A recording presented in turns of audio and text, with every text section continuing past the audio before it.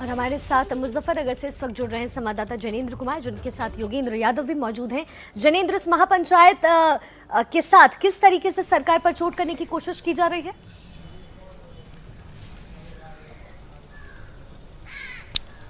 बिल्कुल भव्य तैयारियां मुजफ्फरनगर में किसान महापंचायत की देखने को मिल रही हैं और 11 बजे के आसपास भाषणों का सिलसिला शुरू होगा। जिस मैदान में ये पंचायत है उसके आसपास बड़ी संख्या में किसान पहुंचने लगे हैं और उससे कुछ दूरी पर तमाम किसान नेता मौजूद हैं जो रणनीति बना रहे हैं, किस तरीके से आगे की रणनीतियों को लेकर ऐलान किया जाना है आज की महापंचायत में। मेरे साथ योगेंद्र यादव जी हैं, बड़े चेहरे किसान आंदोलन के। योगेंद्र जी, सबकी नजरें हैं मुजफ्फरनगर पर, क्या संदेश आज आप लोग इस महापंचायत से देने वाले? मैं समझता हूँ ये जो महापंचायत है एक ऐतिहासिक, सिर्फ प्रदेश नहीं पूरे देश के किसान आंदोलन के इतिहास में एक मील का पत्थर ये साबित होने वाली है। इसमें आप इसके संदेश को 3 स्तर पे देख सकते हैं।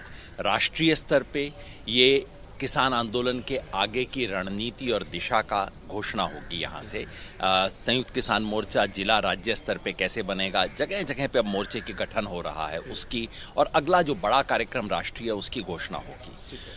उत्तर प्रदेश के लिए, उत्तर प्रदेश और उत्तराखंड के लिए मिशन उत्तर प्रदेश उत्तराखंड की घोषणा होगी, जिसके तहत गांव-गांव हर किसान परिवार तक पहुंचने की एक रणनीति घोषित की जाएगी और यहां पे टोल प्लाजा फ्री करना, बीजेपी और उसके सहयोगियों का बायकॉट करना, अडानी अंबानी की जो एस्टेब्लिशमेंट्स हैं उनका विरोध करना, जैसा पंजाब हरियाणा में हो रहा है वो सब यहाँ होगा।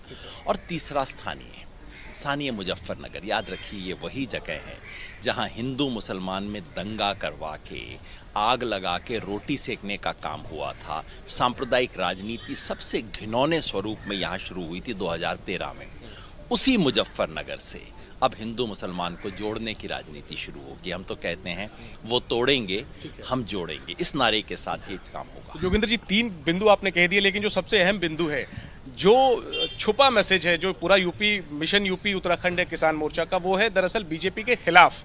उसको लेकर क्या संदेश आज आप लोग देने वाले हैं? क्योंकि 6 महीने बाद विधानसभा चुनाव होने हैं और माना जा रहा है कि चुनाव से पहले बीजेपी के खिलाफ गोलबंदी करने के लिए आप लोग ये मिशन यूपी उत्तराखंड शुरू कर रहे हैं। मैंने तो स्पष्ट कहा, बीजेपी और उसके सहयोगी नेताओं का बायकॉट, जैसा हम हरियाणा में कर रहे हैं। हरियाणा में कोई चुनाव नहीं है लेकिन हम कर रहे हैं ना। और एक बात स्पष्ट है भाई, हमने शुरू में कहा हमें तो इस राजनीति से कोई आगे पीछे लेना देना नहीं है। फिर बीजेपी सरकार का रवैया देखिए, इंसानियत की भाषा ये नहीं समझते। 600 से ज़्यादा किसान शहीद हो गए, इनको कोई फर्क नहीं पड़ता। संविधान की बात ये नहीं समझते, असंवैधानिक कानून है, कानून से इन्हें कोई मतलब नहीं है। केवल और केवल एक बात करते हैं, आपके टीवी स्टूडियो में बैठते हैं ना, उन्हें कहिए आपने ये गलत किया, ये गलत किया, ये गलत किया, कहेंगे हमें लोकसभा में मेजॉरिटी है, हमारे पास इतने लोग हैं, हमें वहां के इलेक्शन में इतने वोट आए। पर सबक सिखाएंगे विधानसभा की यही एक भाषा समझते हैं, इसलिए मजबूर होकर हमें बंगाल में सबक सिखाना पड़ा। उत्तर प्रदेश के लिए घोषणा नहीं हुई है, लेकिन ये तो हमें लगता है कि इस देश में प्रधानमंत्री को, सरकार को सबक सिखाना है। देखिए, महापंचायत को लेकर के पूरी तरीके से जो है जोर ये कि सरकार पर वार किया जाए। और चूंकि किसान आंदोलन से ये पूरा मुद्दा शुरू हुआ, लेकिन ऐसा लगता है कि एजेंडे में क्या कुछ बदलाव हो सकता है। एजेंडा बदलता नजर आ रहा है। खबर पर नजर बनी रहेगी।